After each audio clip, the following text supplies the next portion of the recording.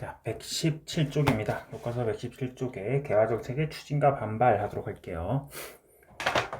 강화도 조약기 맺고 나가지고 조선 정부는 개화정책을 추진합니다. 조선 정부에서 이제 우리나라도 일본이나 뭐 저런 나라들처럼 개화를 하자 그렇게 추진을 시작을 해요. 근데 문제는 이 개화 정책이 뭐 어떤 큰 마스터 플랜을 갖고 이렇게 일관되게 추진된 게 아니라 좀 즉흥적으로 막 이렇게 추진이 되는 것들이 많았죠. 그러면서 이제 문제들이 생기는데, 일단 개화 정책을 추진하기 위해서 우리나라가 아무것도 모르는 상태니까 아직은 일단은 좀 배워야 된다. 이웃 나라들에게 우리가 좀 가서 근대 문물을 배워오자 하면서 외부로 시찰단들을 보내게 돼요.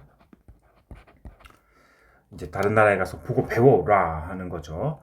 먼저 일본으로 파견된 사람들이, 일본으로 파견됐던 사람들, 공식 사절단으로 수신사가 파견됩니다. 수신사. 그리고 그것뿐만 아니라 비밀리에 이렇게 좀 젊은 양반들을 갖다가 조사 시찰단. 수신사는 완전 정식으로 사절단을 보낸 거고, 조사 시찰단은 몰래 이렇게 그 당시 보수적인 양반들이 반대를 했었거든, 이거를, 개화정책을. 그래서 젊은 유생들을 뽑아가지고 몰래 이렇게 또 보내기도 했습니다.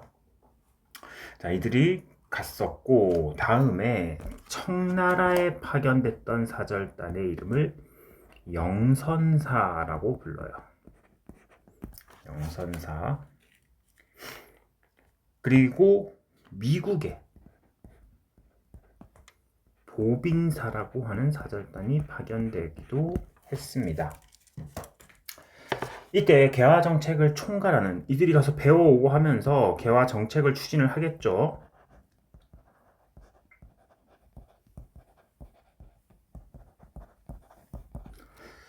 총괄 기구의 이름은 통리기무아문. 청나라에 총리기무아문이라고 있었거든. 그거 이름을 거의 비슷하게 통리기무아문이라는 기구를 만들어서 개화파 인사들을 등용을 했고, 그리고 신식 군대도 만들어요. 신식 군대로 별기군이라는 군대를 창설하기도 했습니다. 당시로서는 되게 혁신적인 부대죠. 그 전에 구식군이라고 다르게 이건 뭐 양반 자제들만 뽑아가지고 완전 새로운 부대를 이렇게 운영을 하기도 했었습니다. 다음에 그 근대적인 무기 제조 기관으로, 무기 제조를 위해서 기기창이라는 기구를 만들기도 했습니다. 자, 이렇게 만들어서 뭐 이제 운영을 하려고 했는데, 문제는 나라 전체가 이 개화에 반대했던 건 아니야. 개화 정책에. 조선 정부가 개화 정책을 추진하자 여기에 대해서 반대하는 움직임이 나타납니다. 그 움직임을 우리는 위정척사 운동이라고 불러요.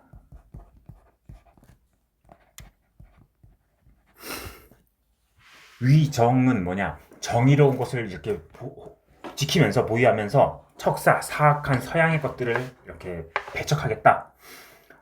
서구 열강의 그런 통상 요구 이런 것들을 거부하고 성리학적 이념을 지키겠다. 그거죠.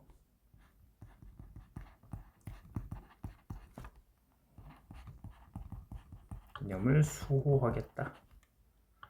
그런 운동입니다. 이거는 연대별로 좀 정리를 하면 될 것 같아요. 1860년대, 1870년대, 1880년대, 60년대, 70년대, 80년대 이렇게 나눠서 보면 되고, 일단 1860년대는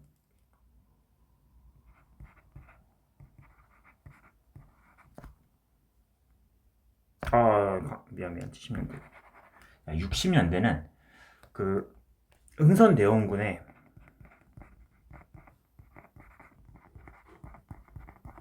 통상수교 거부 정책,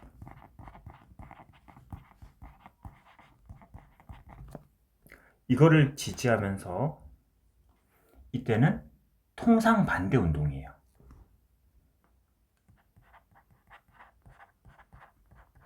나라의 문을 열지 마라. 70년대는 1876년에 강화도 조약 체결됐죠. 그래서 일본 상인들이 이렇게 밀려오니까 개항 반대.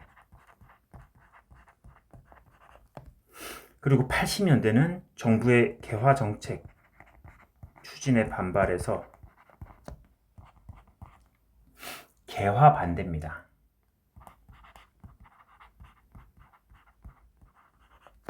특히 이때 우리나라에 그 수신사로 갔던 김홍집이 조선 책략이라는 책을 들고 왔거든.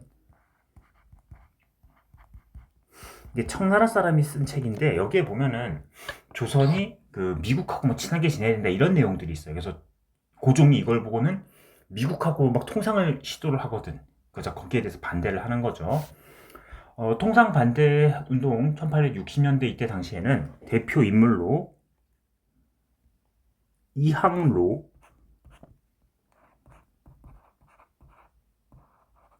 기정진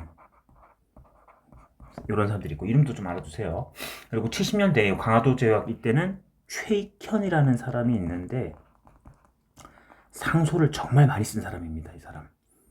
이때 이 사람이 외양일체론 이런 상소를 올렸습니다. 서양이나 일본이나 같은 놈들이다. 다 나쁜 놈들이다. 개항하면 안 된다. 강화도 조약을 통해 일본한테 개항을 하니까 이걸 반대를 한 거죠. 그리고 개화 반대 때는 이만손이라는 사람을 중심으로 해가지고 영남 만인소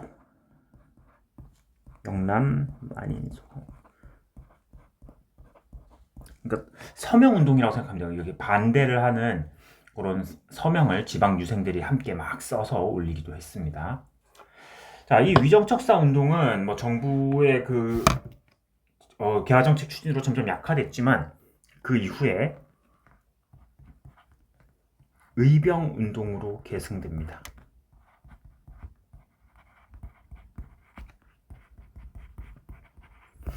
그 이후에 이제 우리나라의 의병운동으로 계승되었다.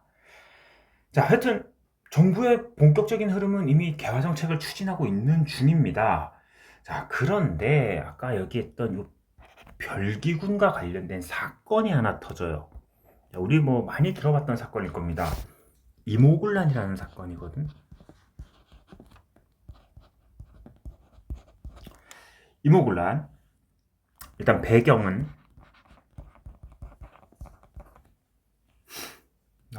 개항 이후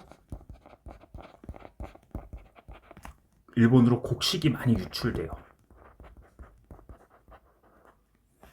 그러면서 우리나라에 쌀이 없으니까 쌀값이 폭등을 하게 돼. 쌀값이 오른다는 거는 결국 하층민이 어렵다는 거죠. 먹고 사는 문제지. 하층민의 곤궁이 심해집니다. 자, 그리고 별기군은 신식군대고 원래 기존에 있던 조선의 부대를 구식군인이라고 불렀거든. 이 구식군인들에 대해서 차별, 월급을 안 줘요. 다른 건 다 그래도 월급은 줘야 되잖아. 근데 구식군인들이 월급을 13개월 못 받습니다. 그러다가 13개월 만에 쌀로 이제 받았는데 돈을 안 주고 쌀로 줬는데 그 쌀에 쌀하고 모래하고 섞여 있었던 거야.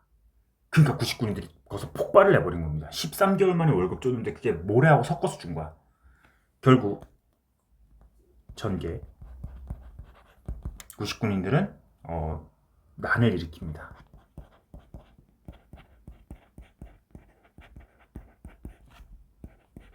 그래서 임원연의 군란, 이모군란이죠. 이때 이들은 일본 공사관 습격하고 그리고 일본인 교관을 살해합니다.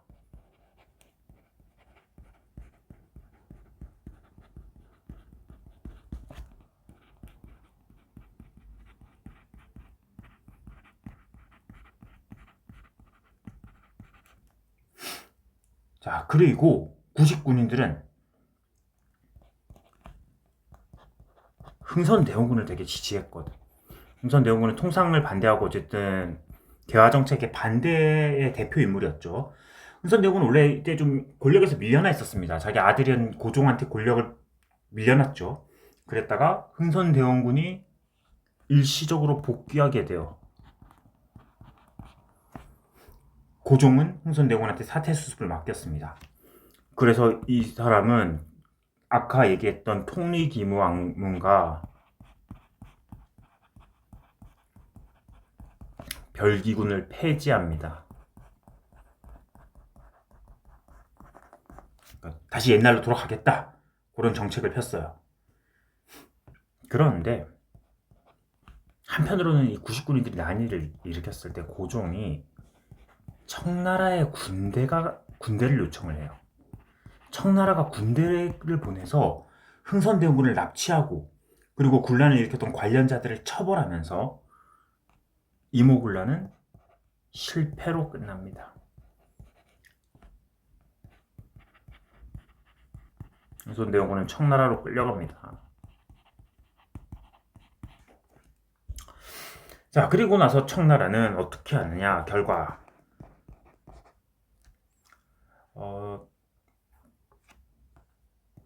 청나라 군대가 조선에 주둔.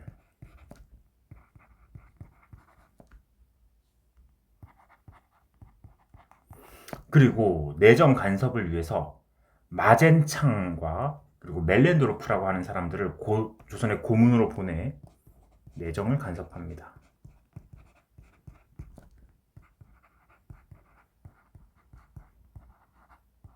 고문은 이제 뭐 왕에게 뭐 참모 역할을 하는 건데 사실상 뭐 내정 간섭을 시작하는 거죠. 내정과 외교를 간섭하는 겁니다. 그리고 정말 중요한 거, 조청 상민수류 무역장정이라는 조약을 체결합니다.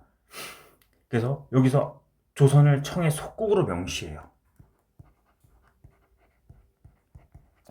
강화도 조약하고 반대되는 거죠. 강화도 조약에서는 청나라랑 관계를 끊기 위해 조선을 자주국이라고 표현했는데 조선을 청의 속국으로 명시. 한편 일본은 앞에서 일본인 공사관이 불타고 일본인 교관이 살해당했잖아. 그래서 일본 역시 조선하고 조약을 맺습니다. 자국인들이 죽었던 것에 대해서 배상해라. 제물포 조약을 체결을 해요. 안타까워요. 조선이 이런 거 보면은 당시 힘이 없으니까 그냥 여기 뺏기고 저기 뺏기고 다 하는 거죠. 그래서 이 제물포 조약에서는 일본에게 배상금을 지불하고 그리고 일본군의 한성 주둔.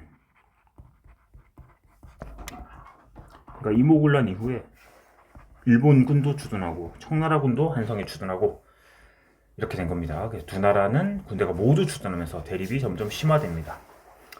한편 이때 고종은 방문국을 설치해서 한성 순보를 가능하는 등 다시 개화 정책을 추진하면서 나름대로 노력은 했으나 점점 이제 조선은 속국화되어 가고 있는 거였죠. 자, 됐습니다. 여기까지가 오늘 내용입니다.